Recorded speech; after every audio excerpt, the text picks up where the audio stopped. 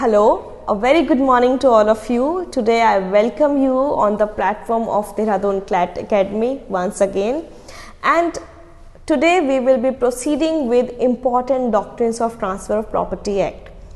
देखिए हमने transfer of property act में काफ़ी इंपॉर्टेंट चीज़ें ऑलरेडी कवर कर ली हैं, पर अभी भी बहुत सारी ऐसी डॉक्ट्रिन्स हैं जो डायरेक्टली आपको एग्ज़ाम में देखने को मिलती हैं, चाहे वो प्री हो या फिर मेंस। अक्सर हमें वहाँ से क्वेश्चन देखने को मिलते ही हैं, तो बेहतर होगा अगर हम इनको अच्छे से समझ लें ताकि हम एग्ज़ाम में कभी कंफ्यूज ना हो। तो without wasting much time let's proceed with today's class. आज हम पढ़ने वाले हैं डॉक्ट्रिन ऑफ मार्शलिंग सिक्योरिटीज़ को। देखते हैं कि मार्शलिंग सिक्योरिटीज़ आखिर किसे कहते हैं। ठीक है, तो आपको यहाँ स्क्रीन पर एक पिक्चर दिख रहा होगा, 3 प्रॉपर्टीज़ भी यहाँ हैं। तो ये प्रॉपर्टी बेसिकली बिलोंग करती हैं इन अंकल को, राइट। ये वाली भी और ये वाली भी।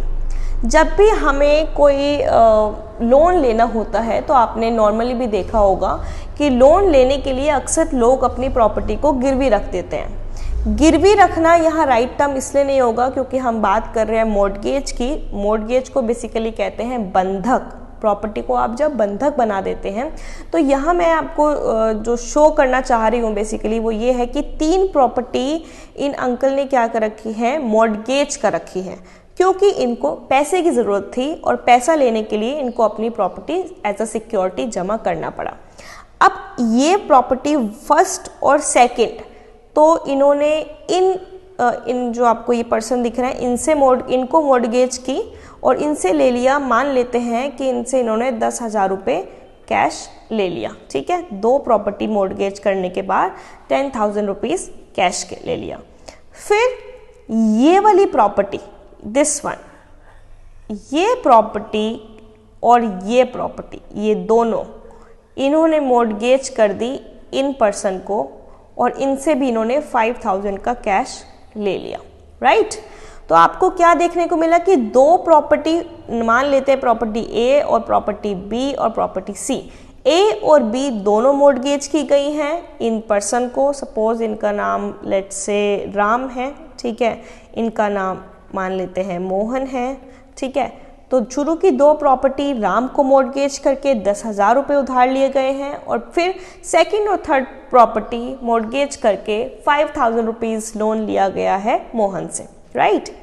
तो कहने का मतलब ये हुआ, अब यहाँ ये जो अंकल हैं ये तो आपके हो गए mortgager because he has mortgage his property, जबकि राम और मोहन क्या हो गए, ये हो गए मॉर्टगेजी।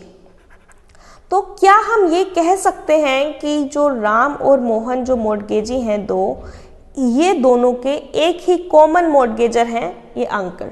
ठीक है, बिल्कुल। अब जब बात आएगी पैसे चुकाने की, मतलब पैसे लेने की वापस, है ना, प्रॉपर्टी तो इनके पास बंधक बन गई है, पर अगर अब राम को अपने पैसे 10,000 रुपये वापस लेने हैं और मोहन को अपने पैसे 5,000 रुपये वापस लेने हैं, तो क्या सिनेरियो होगा। हम जो बात कर रहे हैं मार्शलिंग सिक्योरिटीज़ की, यहाँ मार्शलिंग का मतलब होता है अरेंजमेंट करना। क्या करना, अरेंजमेंट करना। और ये राइट प्रायर मॉर्टगेजी को नहीं है, ठीक है, ये राइट है सब्सिक्वेंट मॉर्टगेजी का, मतलब जो उसको सेकंड नंबर पे प्रॉपर्टी मॉर्टगेज की गई है उसका राइट है। तो यानी कि मार्शलिंग जो है किसका राइट है, मोहन का राइट है, राम का राइट नहीं है। पहली बात ये याद रखिएगा। तो अब होगा क्या, जब 5,000 रुपये मोहन को लेने होंगे तो उससे पहले तो राइट बनता है राम का 10,000 रुपये का। तो मोहन राम को ये कह सकते हैं कि आप अपने 10,000 रुपये इस प्रॉपर्टी ए से वसूल लीजिए, बी को रहने दीजिए। ठीक है, आप अपनी जो, अगर मान लो ये अंकल नहीं पैसे लौटा रहे हैं तो प्रॉपर्टी बेचनी पड़ेगी और प्रॉपर्टी बेच के जो पैसे आएंगे उससे अपना जो उन्होंने लोन दिया था उसको वो सेटिस्फाई करवा सकते हैं। तो 10,000 रुपये का लोन वो मोहन रिक्वेस्ट कर सकते हैं राम से कि आप फर्स्ट प्रॉपर्टी में से उसको सेटिस्फाई कर लीजिए, सेकेंड प्रॉपर्टी मत आप यूज़ कीजिएगा। रीज़न बीइंग क्योंकि अभी मोहन को भी 5,000 रुपये अपने प्रॉपर्टी से लेने हैं, उस प्रॉपर्टी से, और ये बी प्रॉपर्टी कॉमन थी। पर अगर मान लें हम कि ऐसा होता है कि राम का जो राइट है 10,000 का वो ए प्रॉपर्टी से सेटिस्फाई नहीं हो पाता है, तो क्या उस केस में भी मोहन राम को रोक सकते हैं? What can be your answer? What will be your answer basically in this regard? देखिए, उस सिचुएशन में मोहन राम को नहीं रोक सकते हैं, क्योंकि ये भी कंडीशन फुलफिल होनी चाहिए कि प्रायर जो मॉर्गेजी हैं उनका जो राइट है वो प्रिजुडाइज्ड नहीं होना चाहिए। ठीक है, तो आपको यहाँ कुछ असेंशियल्स अभी मैं स्क्रीन पर शो कर रही हूँ कि क्या क्या असेंशियल होते हैं मार्शलिंग के। बेसिकली सबसे पहला तो ये जो प्रिंसिपल बेस्ड करता है किस पर, it is the principle is based on sharing funds, right.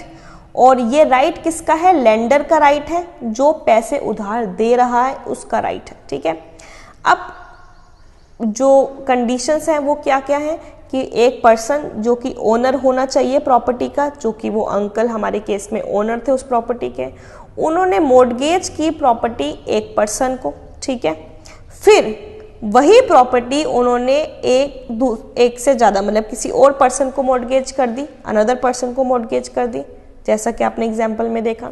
उसके बाद जो सब्सिक्वेंट मॉर्गेजी है वो एंटाइटल है to have the prior date satisfied out of the property not mortgage to him. तो वो सब्सिक्वेंट मॉर्गेजी किस बात के लिए एंटाइटल है कि वो प्रायर मॉर्गेजी को कह सकता है कि आप पहले अपना जो राइट है, जो आपका जो मनी आपने दे रखी है उस पर्सन को, वो आप उस प्रॉपर्टी में से सेटिस्फाई कर लो जो कि सब्सिक्वेंट मॉर्गेजी को मॉर्गेज नहीं की गई। ठीक है, तो हमने अभी अभी देखा कि वो उसको बोलते हैं कि प्रॉपर्टी ए में से आप अपना जो पैसे हैं उसे सेटिस्फाई कर लो, प्रॉपर्टी बी को आप टच मत करो, because that property is common. ठीक है, वो कॉमन है, वो राम को भी मॉर्गेज की गई है, वो मोहन को भी मॉर्गेज की गई है, इसीलिए।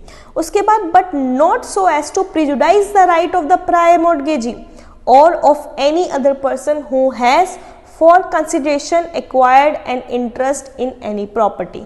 पर यह भी याद रखना है कि इस तरीके से आपको नहीं उनको कहना है कि अगर प्रायर मॉर्गेजी का राइट ही सेटिस्फाई ना हो पाए और आप उसको तब भी रिक्वेस्ट किए जा रहे हो, तो ऐसा नहीं आप कर सकते कि दूसरे के राइट पे उसका कोई असर पड़े। आप हाँ उसको रिक्वेस्ट कर सकते हो, पर अगर उसका डेट ही सेटिस्फाई नहीं हो पा रहा उस प्रॉपर्टी से, तो वो सेकंड प्रॉपर्टी को जो कॉमन है वहां से भी डेट सेटिस्फाई कर सकता है और आप उसको प्रिवेंट नहीं कर सकते। तो ये कुछ मार्शलिंग के एसेंशियल्स हैं। इसके बाद एक बहुत ही लैंडमार्क केस है जो प्री में भी अक्सर पूछ लिया जाता है, एल्ड्रिच वर्सेस कूपर का। इसमें लॉर्ड एल्डन क्या कहते हैं, In a case where a person has two funds, he shall not by his election disappoint or prejudice the right of the party। तो इस तरीके से इलेक्शन इस तरीके से नहीं किया जाएगा कि किसी दूसरी पार्टी के राइट्स प्रिजुडाइज्ड हो। He should demarcate interest and satisfy the present mortgagee debt having due regard of the subsequent mortgages। तो पहले कोशिश ये की जाएगी कि सब्सिक्वेंट मॉर्गेजी का भी राइट वेस्ट ना हो। ठीक है, उनको भी उनके पैसे मिल जाए और आपको भी आपके पैसे मिल जाए। इस तरीके से मार्शलिंग की जाएगी। तो मार्शलिंग का मतलब आप समझ गए होंगे कि किस तरीके से सब्सिक्वेंट मॉर्गेजी को राइट दिया जाता है कि वो प्रॉपर्टीज को अरेंज करवा दे। ठीक है, ताकि उसके राइट भी प्रोटेक्टेड रहे और प्रायर मॉर्गेजी का राइट भी प्रोटेक्टेड रहे। So this is the very easiest doctrine of marshalling securities, जो कि सेक्शन 81 में इनकॉर्पोरेट की गई है ट्रांसफर ऑफ प्रॉपर्टी एक्ट के। तो ये आपके लिए बहुत इंपॉर्टेंट था। आगे भी हम और डॉक्ट्रिन्स को पढ़ेंगे, जैसे कि डॉक्ट्रिन ऑफ कंट्रीब्यूशन है, सब्रोगेशन हम पढ़ेंगे, सब्रोगेशन का राइट किसे कहते हैं, and there are many other things which we will be studying in transfer of property act. So stay tuned and keep learning, keep growing. Bye bye, take care.